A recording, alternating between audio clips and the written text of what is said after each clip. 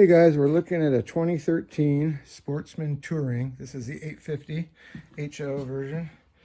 I know I got a couple panels off because I was checking grounds and a couple other things just to make sure I didn't have any corrosion issues, nothing wrong with the machine. But I'm making this video because we're going to be installing an original pure Polaris wireless winch remote. And I wanted to kind of give you guys some insight on it, show you how to install it. But before I do, I wanted to first say that I already had a wireless remote system on this thing. It works amazing. I would not be taking this off if it wasn't for the fact that I actually got this for free.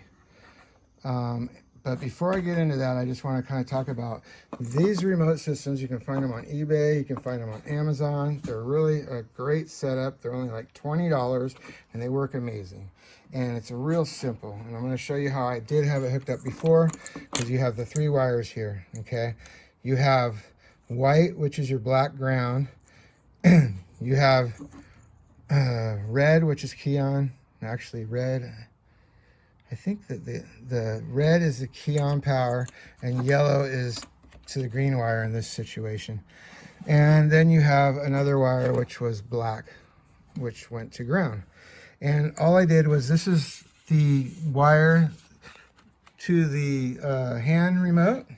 So I'll show you that this was already factory wired because my ATV is a limited edition. It came with hand warmers, remote for the winch. It came with the winch. Everything is already wired. And the way they wired it is the hand controls run right here down to the side, and they're usually tied in right here, lapped, and they go right down underneath here. So if you wanted to buy one of these inexpensive $20 ones, I tied in with these little connectors here. One wire already goes to key on ignition, which is over here. It's an orange with a white stripe. There's a couple of them here. They're all key on power. There's also a third red wire here, which I believe is constant 12 volt. I'll have to double check that one with a test light, but there is a third one here. Anyway, you want just key on power. So you would just tie these in right here and hook up your ground to the battery, and you can literally keep this sitting right on top of your battery.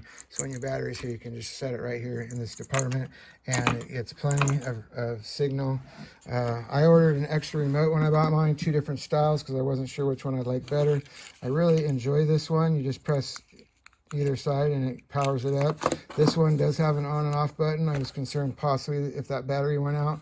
I'm able to actually leave this one in the off position, and when I turn it on and when I press the button, the light lights up, and when I turn it off, obviously it doesn't work. So I thought maybe, I didn't know which one I liked the best. So I actually ended up carrying both of them in my box.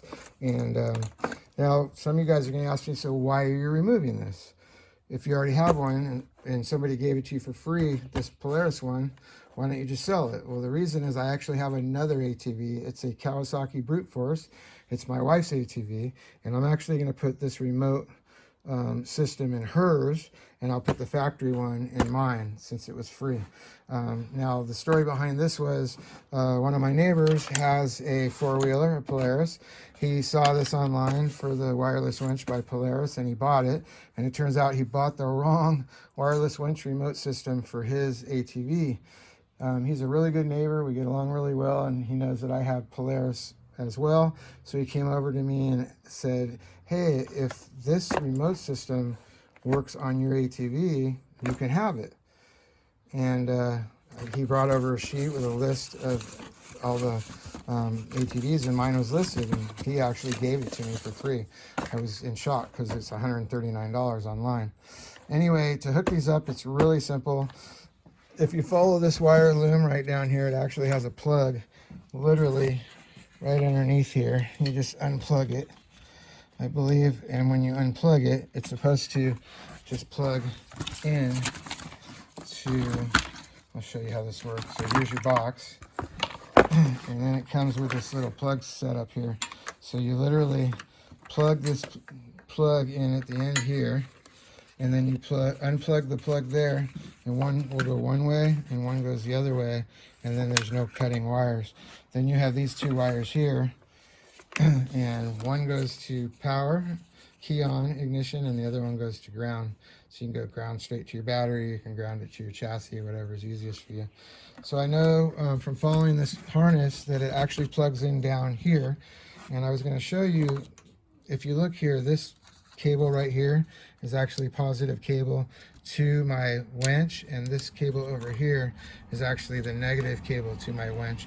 The actual power to my ATV is this cable here, and then this ground right here. Those are the two main powers, and then you have your powers for all your gauges and everything else. Now I don't know which is which, I just know that these wires here also go to lights, gauges, things like that. Maybe power steering, not 100% sure, but those are the wires. Positive side, you have your regulator here, you have a positive wire here, and you have a ground wire here from the regulator.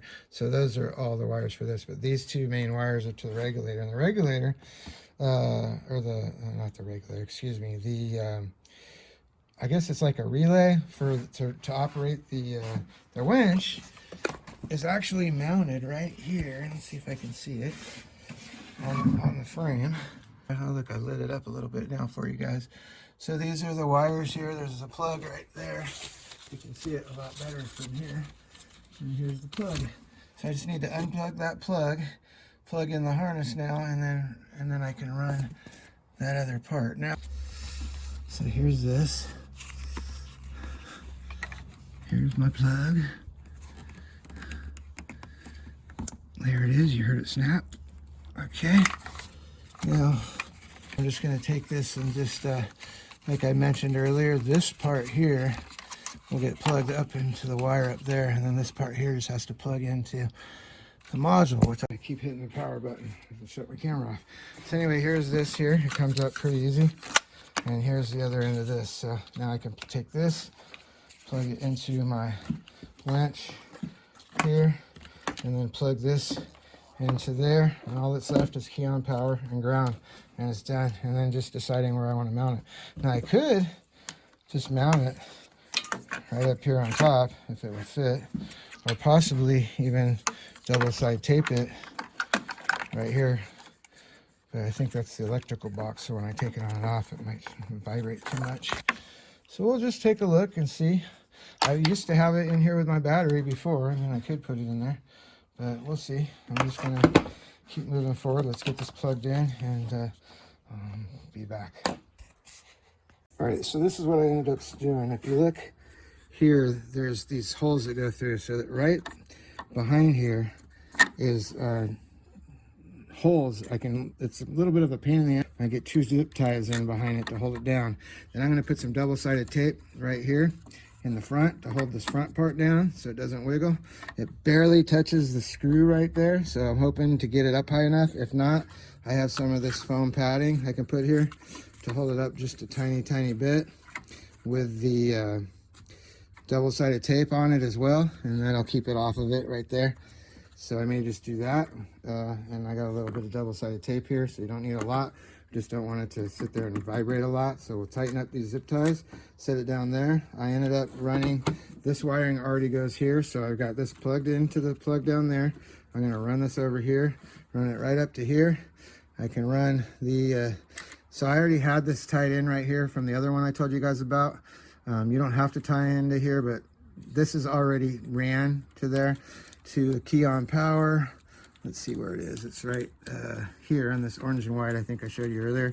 So you could literally splice into it like I did here, or you could just tie them in together and make a Y right there and plug it in. There's also other ones here. So there's another white and orange one. If you don't have all these other accessories, you could use this other white and orange one and just plug into that.